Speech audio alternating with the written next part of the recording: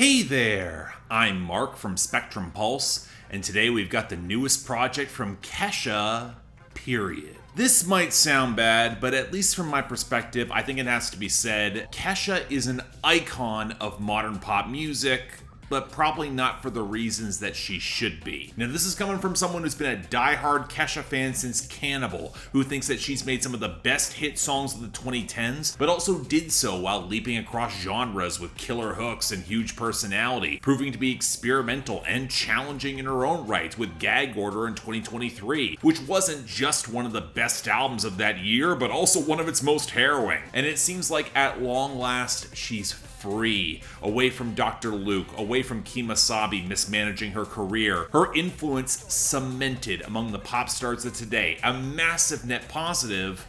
So what's next? Well, maybe something like a victory lap, something loose and fun to recapture her early years, reestablish for old fans that she's still got it. We could certainly do with some fun, mainstream, accessible pop music in 2025.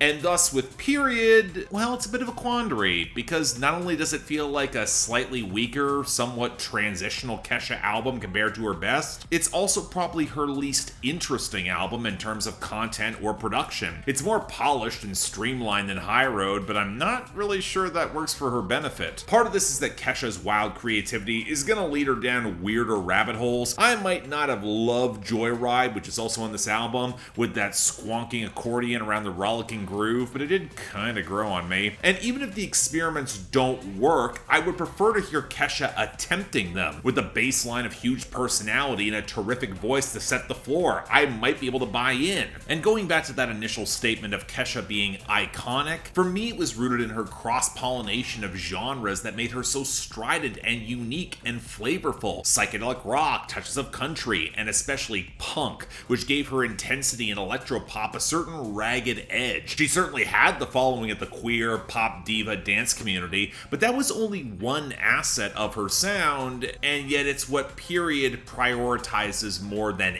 anything else. Don't get me wrong, the album starts off with a spacious, psychedelic build on Freedom that directly recalls some of the textures of Gag Order, now renamed to Eat the Acid, and by the closer Cathedral, she's right back to touches of that sound for a closing ballad where she sounds like she's really actually pushing her vocal range to an uncomfortable place. Can't say I loved that. But given how far that last album pushed her pop sound, it's a little frustrating how much she winds up here settling for new disco, house, and the slightest traces of hyperpop. I've seen a couple comparisons to Brat. I don't agree. Charlie XCX was trying to do way more with Brat than the victory lap Kesha is taking with Period, which overall is a much simpler album in sound, themes, and scope. But the larger project is that the sleek polish is a bit of an odd fit for Kesha's strengths, especially given that she doesn't really commit solidly to a sonic direction. Yippee-Ki-Yay is an obvious early example with the pop country knock, where I don't dislike it the same way so many fans do, but I also like that song way better when it was called Gold Trans Am. Really should have included the T-Pain remix for the album proper. But from there,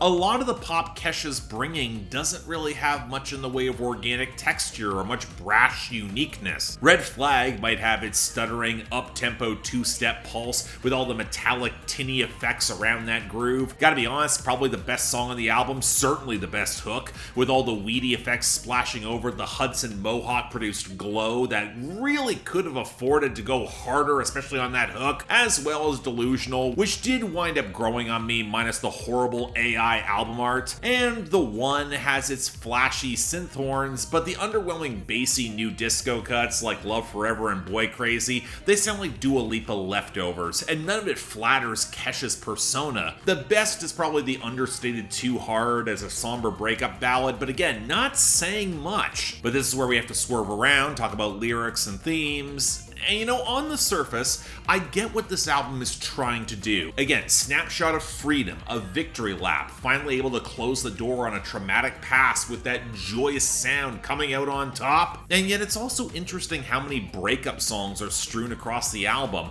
alongside a fair bit less of her obnoxiously quirky sense of humor. She's certainly self-aware and falling for dumb guys with some horny, hedonistic energy, and if there is a message of this album, it's recapturing joy and healing feeling in oneself, where she can't even hate the person she might dump because that's too hard. It's not good for her. The album's more mature and a little bit colored by past experiences, and because those don't go away. Indeed, a lot of folks have thought that it would inhibit her from ever making that sort of up-tempo party music that felt so free, and Period, well, it's half there. She's got some of the groove back, but doesn't quite have the extra gear of flagrant intensity or edge that I've heard from her at her best. And for the record, I still think she has that, but she chose a different sound palette this time around to trace that lane, even if it feels like it's being compromised between 4 or 5 different ideas. None of it really comes together, and it kind of winds up not having much identity. But as a whole,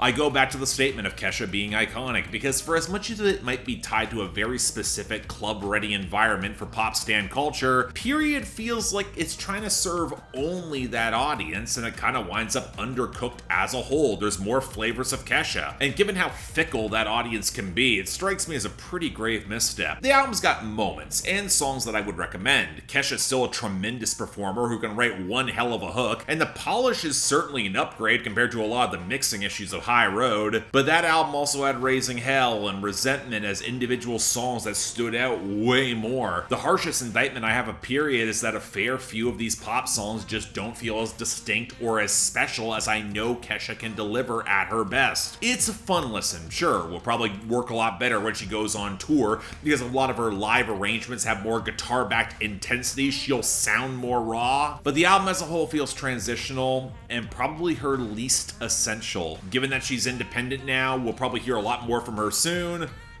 We'll have to see. So yeah, thanks a lot for watching. If you want to see more, please be sure to like, share, drop comments, subscribe.